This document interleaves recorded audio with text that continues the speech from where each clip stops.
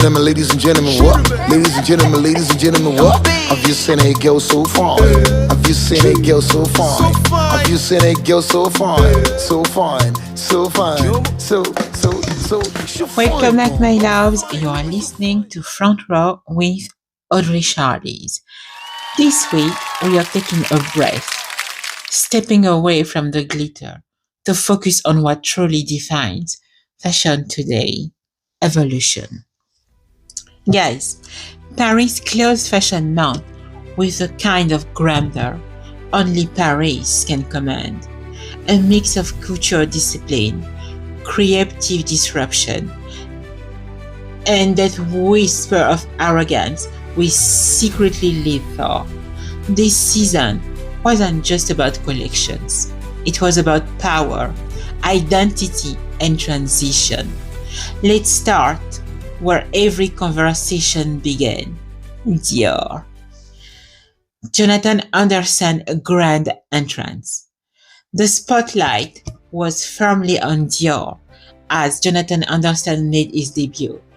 Expectations were sky high, and he delivered something both cerebral and sensual. His Dior felt like a dialogue between architecture and intimacy. The silhouettes were sculpted yet soft, and the collection, oh my god, had this modern grace that spoke to the strength of women without shouting. It was all about control, intelligent design, thoughtful restraint, and emotional balance. And the finale, a standing ovation. Anderson didn't just enter Dior, he redefined it. Chanel. Matthew Blatzy. Then came Chanel with Matthew Blatzy new poetry. His arrival stirred curiosity. He met it with pure artistry. His debut was craftsmanship in motion, tweed that breathe, silhouettes that move, and a tenderness we haven't seen from Chanel in years. It wasn't about reinterpreting Carl. No, it wasn't. It was more about respecting Gabrielle. There was emotion stitched into every hemline, a kind of quiet revolution built on savoir-faire. Chanel suddenly felt alive again, confident, relevant, and deeply human. Balenciaga. Pierpaolo Piccioli brought his signature emotion to the house known for edge and provocation. The contrast was divine. Where Demna was once provoked, Pierpaolo now reflects. His debut was about dignity, structure, softened by sincerity. The silhouettes still carried Balenciaga's armor, but the woman inside was finally allowed to breathe. It was a reminder that strength doesn't always roar. Sometimes it simply feels. It was beautiful, darlings. Beautiful. Saint Laurent. Under the Eiffel Tower. Saint Laurent. It was like a night of majesty. Once again, they turned the city into a cinematic masterpiece. Anthony Vaccarello served power and poise, strong shoulders, fluid drapery, and that razor-sharp sensuality only he can deliver. The show was bathed in light, and yet there was something darker, more mature about it. The kind of luxury that doesn't need approval because, darling, it already owns the room. Meanwhile, at Valentino, it was more like they were searching the soul for me.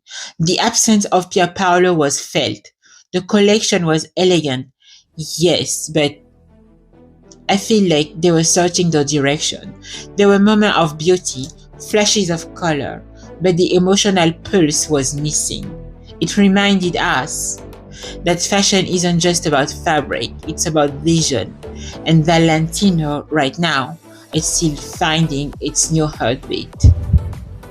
Let's get to the wild side for a moment. Vivienne Westwood. It was pure joy, irreverent, rebellious, and alive.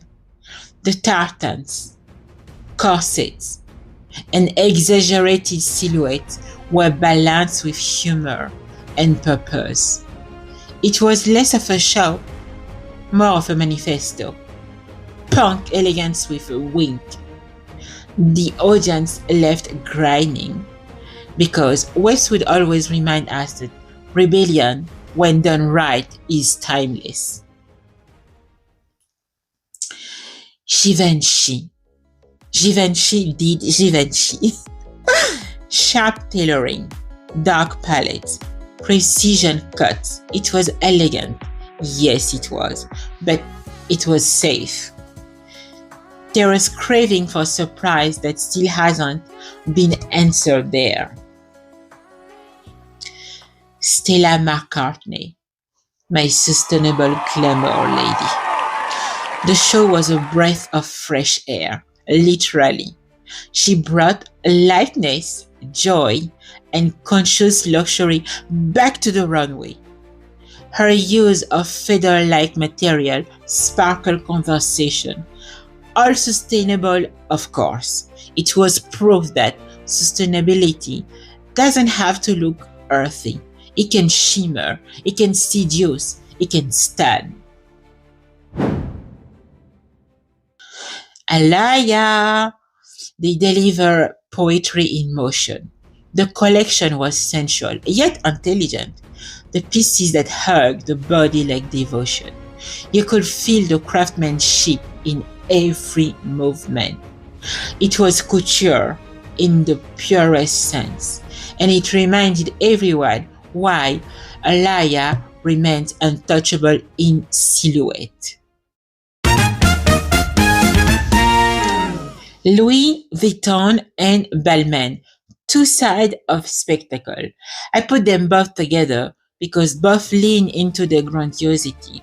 Nicolas Gasquier gave us futurism with a French accent, while Olivier Rousteing went full drama with embellishment and attitude. Both shows were cinematic, but Louis felt more like a vision, and Balmain more like a celebration.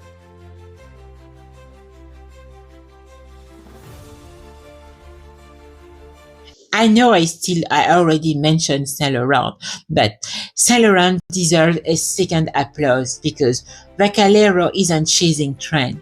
He is literally dictating them. Paris feels incomplete without that midnight magic under the Iron Lady's light. Chef kiss. Bravo. Alien alert, alien alert. Tom Brown. He turned a runway into theater.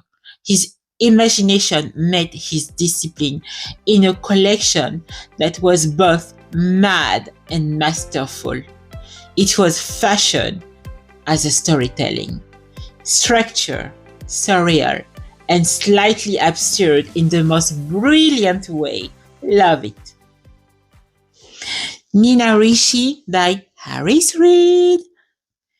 He gave us femininity with a twist, romantic silhouettes, soft colors, and a playful mood. It was light-hearted and refreshing amidst the season intensity. It was always, this designer, he has something special. I don't know, but I love everything that he does. I do. Hermes, they stay in their lane, calm, precise, timeless. The house doesn't scream for attention because it doesn't have to. The collection was about texture, subtly and that discreet confidence that defines French luxury. Let's end our tour with Rabanne. Paco Rabanne. It was all about movement and sparkle. Futuristic glamour reimagined for modern sensuality. Paco would have approved. Here is where Paris got interesting. This season marked a visible split between the runway and the presentation. Some houses like Dior, Saint Laurent, Balenciaga lean into grand storytelling, full spectacle, emotion on display, while others choose presentation, more intimacy. Presentation and private viewing replace traditional catwalks, focusing on craftsmanship and close interaction. It's not about laziness. I think it's more about strategy. The industry is shifting, less about applause, more about connection. And in a post-hype world, authenticity sells better than pyrotechnics. Fashion is evolving from "look at me" to "are you feeling me?" Here are the graduates of the class of Paris.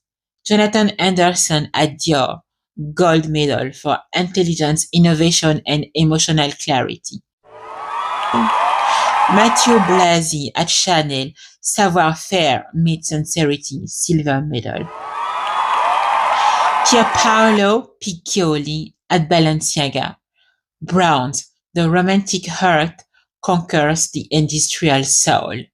Now, another gold medal, I know it sounds weird, for Anthony Vaccarello at Saint Laurent, the definition of control power.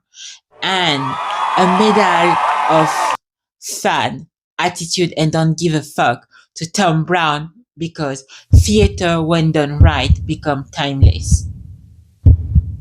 Paris didn't just end fashion north, it defined it. This week wasn't about drama for the sake of noise, it was about vision. It reminded us that fashion, at its best, is art you can wear and emotion you can feel. As I'm recording this, there is one thought that keeps echoing in my mind. Style fades, but intention, that's forever. This fashion week wasn't about shock. It was about substance. Dior showed brains and art. Chanel rediscovered its humanity. Balenciaga learned how to feel again. Saint Laurent proved why it still owned the Paris night. And the rest, from Stella Ethic to Tom Brown Fantasy, reminded us that fashion future is only as bold as its sincerity. What we learned from this season is that fashion doesn't need to scream to be heard. It can be a whisper and still move mountains. Because fashion isn't just what we wear. It's what we witness. And evolution, my loves, never goes out of style. That was Audrey Charlyes, and you've been Front Row. Ladies and gentlemen, what? Ladies and gentlemen, what? Have you seen a girl so fine? Have you seen a girl so fine? Have you seen a girl so fine? So fine, so